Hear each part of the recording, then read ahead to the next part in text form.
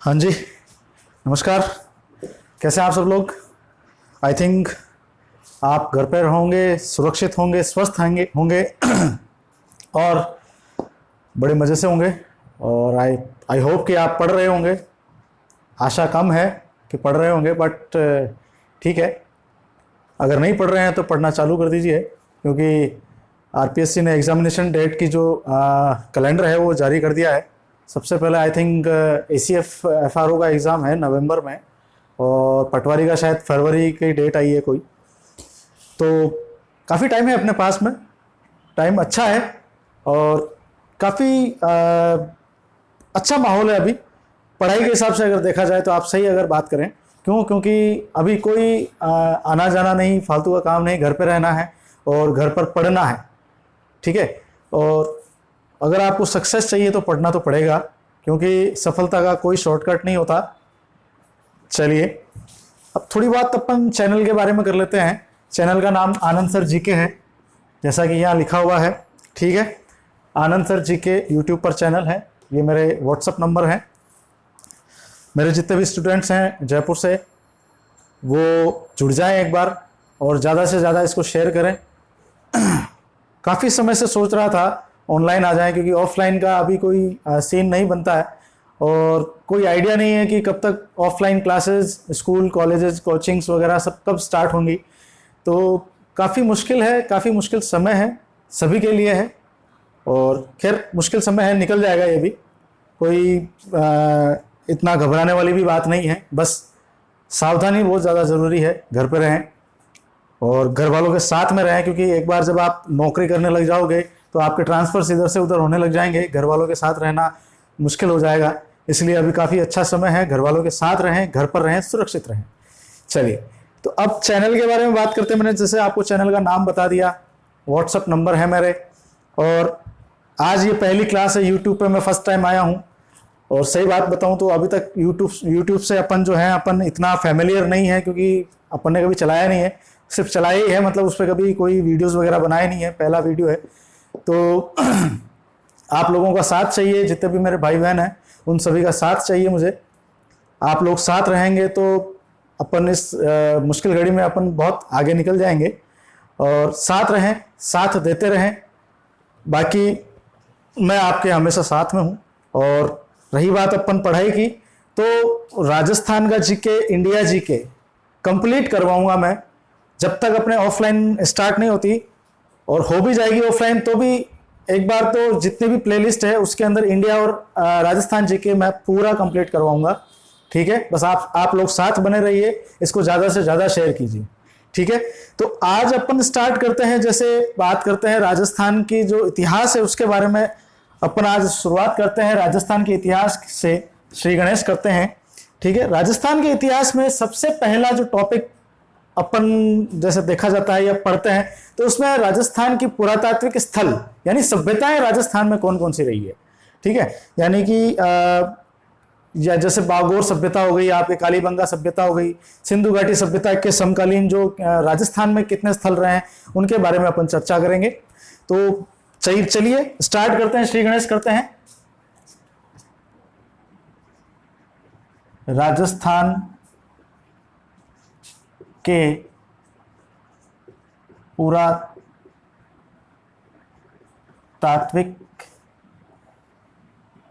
स्थल। सबसे पहले इसके बारे में बात करते हैं, पुरातात्विक स्थल होते क्या है। पुरातात्विक स्थल यानी कि भूतकाल में, यानी कि अपन बात करते हैं ईसा पूर्व से पहले जो सभ्यताएं रही है, मानव सभ्यताएं जो शुरुआत हुई थी मानव सभ्यताओं की। तो अपने राजस्थान में ऐसे कौन से स्थल हैं जो उस समय यहाँ पर विकसित थे अपने राजस्थान में, उनके बारे में बात करते हैं। कई सारे स्थल हैं, ठीक है। तो अपन उसमें शुरुआत करते हैं सबसे पहले बागोर सभ्यता। बागोर सभ्यता। अच्छा, एक बात और बता दूं मैं, अगर आप वीडियो को देख रहे हैं, आप देखते हैं, एक्चुअली आज नया स्टार्ट किया ही है मैंने। जैसा आपको बताया कि अपन यूट्यूब से इतना फैमिलियर है नहीं कि कैसे अपलोड करना है, सब कुछ करना है, धीरे धीरे सीख जाएंगे अपन। तो अभी तो क्या है, वीडियो शूट करके अपलोड कर रहे हैं। जैसे 2 4 5 क्लासेस हो जाएगी उसके बाद मैं लाइव आना स्टार्ट कर दूंगा, तो थोड़ा अभी सेटअप पूरा अपन ने लगाया नहीं है, ठीक है। अभी तो काम चलाऊ जो है वो अपन कर रहे हैं स्टार्ट करने के लिए, और लाइव आने लग जाएंगे। और लाइव जब मैं आऊँगा तो आपको पहले ही नोटिफिकेशन मिल जाएगा, तो आप उस समय आप उपस्थित रहें क्लास में। और सबसे महत्वपूर्ण बात है कि वीडियो देखना, सिर्फ देखना पढ़ाई नहीं होती है। आपको अगर वास्तव में सीरियस होकर के पढ़ना है, अगर आपको उसके बारे में ज्ञान लेना है, तो आपको एक जब वीडियो स्टार्ट करो उससे पहले आप एक रजिस्टर और पेन लेकर के बैठें और बीच बीच में वीडियो पॉज कर करके और उसके नोट्स बनाते रहें। ये नोट्स आपके बहुत काम आने वाले हैं। क्यों? क्योंकि जैसे अगर मान लीजिए अपन मान करके चल रहे हैं कि फरवरी में पटवारी का एग्जाम है, ये साल तो ऑफलाइन मुश्किल लगता है कि ऑफलाइन क्लासेस चालू हो जाएगी, कोचिंग चालू हो जाएगी, आपको ऑनलाइन से या घर से ही पढ़ाई करनी पड़ेगी, ठीक है। तो अब जब आप घर से ही पढ़ाई कर रहे हो, घर से ही पढ़ाई करते हो, तो आपके पास में नोट्स होने चाहिए। तो वो नोट्स आप कैसे तैयार करोगे? ऐसे ही तैयार करोगे जैसे वीडियो चल रहा है, आप वीडियो के बीच बीच में उसको पॉज करें और अपने रजिस्टर में उसको नोट डाउन कर लें, ठीक है। कई ऐसे होते हैं जिनका माथा खनकने लग जाता है थोड़ी देर के अंदर के, यार भाई साहब इतना लंबा मुझसे देखा नहीं जाएगा। अपन ज्यादा लंबा बनाएंगे नहीं, आधे से पौन घंटे के आसपास का जो वीडियो बनाएंगे अपन, ठीक है। और जब आपका माथा खनकने लग जाए, माथा दुखने लग जाए, तो उसको वहीं पे पॉज कर दो, थोड़ा घूम फिर के आओ आराम से, वापस उसको आकर के उसको वहीं से रिज्यूम कर लो, वहीं से देखना स्टार्ट कर लो, ठीक है। लेकिन सबसे महत्वपूर्ण बात है कि आप रजिस्टर और पेन साथ में लेकर के बैठें, नोट्स बनाते रहें, यह सबसे महत्वपूर्ण बात है, ठीक है। अपन बात कर रहे हैं शुरुआत में बागोर सभ्यता की। अब बागोर जो है ये कहां पड़ता है? सबसे पहली चीज अपन देखते हैं इसका स्थान। तो ये है जिला भीलवाड़ा।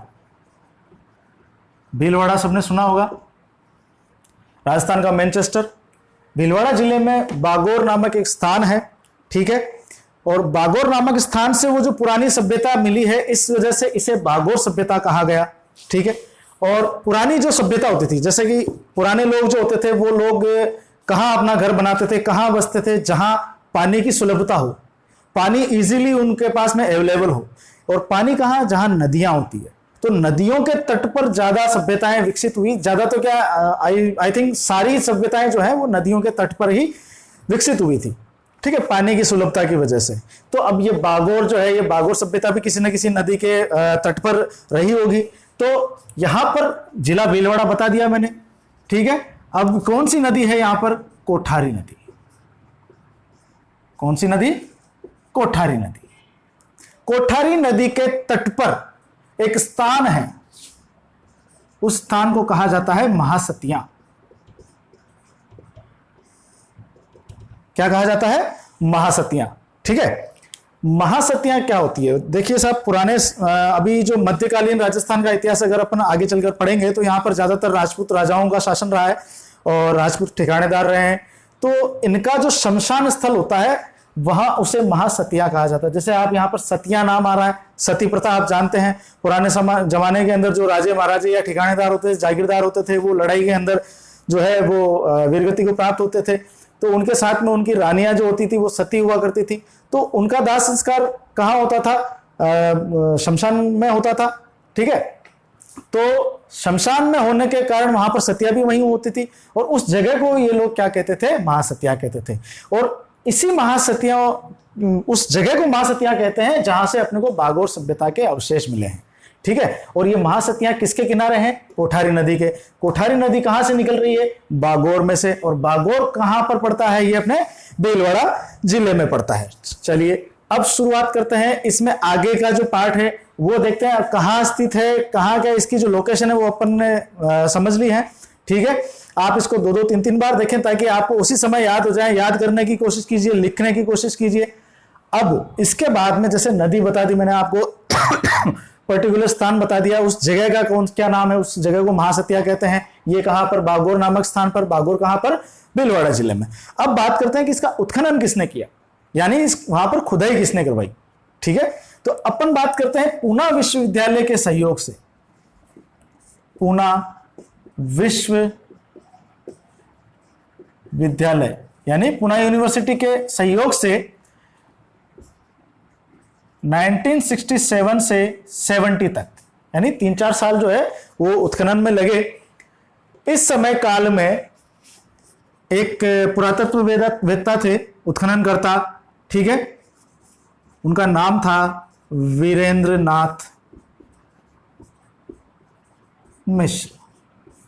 कई जगह पर मिश्र मिलता है, कई जगह पर मिश्रा भी मिलता है, ठीक है। तो आप वो मत होना, कंफ्यूज मत होना, ठीक है। तो ये चीजें अब मैं इनमें बता देता हूं आपको कि खास बात क्या है इसमें। एक तो खास बात यह है, याद रखने लायक, किस नदी के किनारे? कोठारी नदी के किनारे। दूसरी खास बात यह कि किसने उत्खनन किया, उत्खननकर्ता कौन थे? वीरेंद्र नाथ मिश्र। किसकी सहायता से किया? पूना विश्वविद्यालय, पूना यूनिवर्सिटी के उसकी हेल्प से किया था। और साल कौन सा था उत्खनन का साल, यानी खुदाई कब से कब तक करी थी? 1967 से 70 के बीच में, ठीक है। यहां तक बात आपके समझ में आ गई। अब यहां से आपको क्या क्या चीजें मिली है उनके बारे में अपन डिटेल से पढ़ेंगे।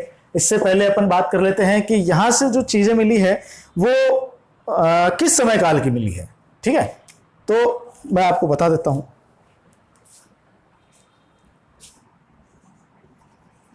4000 BC से 500 AD, बहुत लंबा समय है।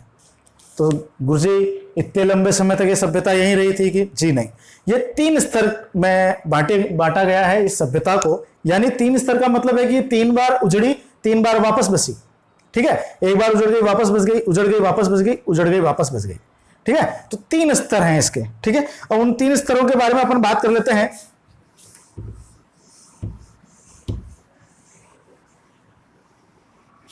तीन स्तरों के बारे में बात कर लेते हैं। सबसे पहला स्तर